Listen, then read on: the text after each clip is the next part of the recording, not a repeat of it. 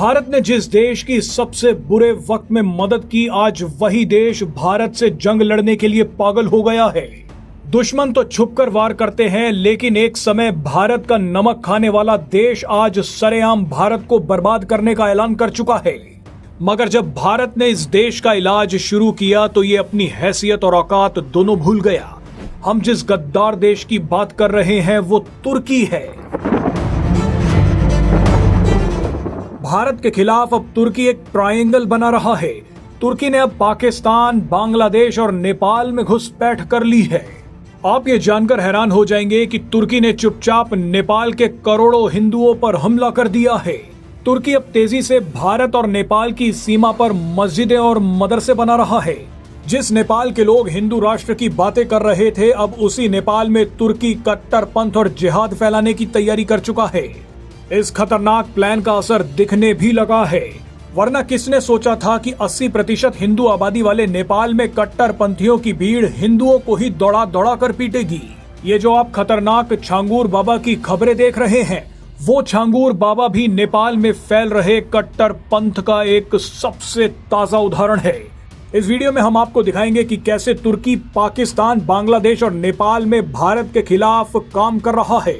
तुर्की का पाकिस्तान प्रेम तो किसी से छुपा नहीं था, लेकिन अब बांग्लादेश और नेपाल में भी तुर्की रंगे हाथों पकड़ा गया है। शुरुआत नेपाल से ही करते हैं। भारत और नेपाल की सीमा पर तुर्की तेजी से मस्जिदों और मदरसों का जाल बिछा रहा है। भारत की सीमा से लगे नेपाली प्रांतों में मस्जिदों की संख्या 2018 में 760 थी, जो 2021 में 1000 हो गई, और अब तो इन मस्जिदों की संख्या और भी ज्यादा बढ़ गई है। इसी दौरान नेपाल की सीमा पर मदरसों की संख्या 508 से बढ़कर 700 के करीब हो गई है।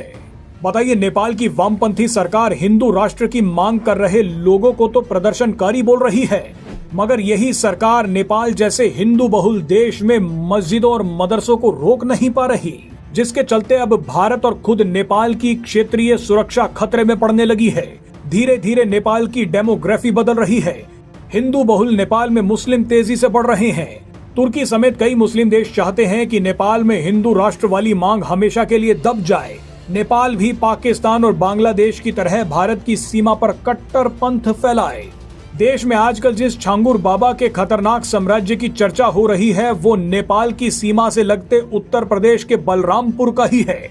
जमालुद्दीन उर्फ छांगूर बाबा को इस्लामिक देशों से 500 करोड़ रुपए की फंडिंग मिली, जो ज्यादातर नेपाल के रास्ते ही इस तक पहुंची।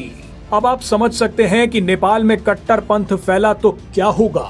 बहरहाल इन सभी के बीच तुर्की के शीर्ष रक्षा उद्योग अधिकारी ने बांग्लादेश के मुख्य सलाहकार मोहम्मद यूनुस से मुलाकात की है।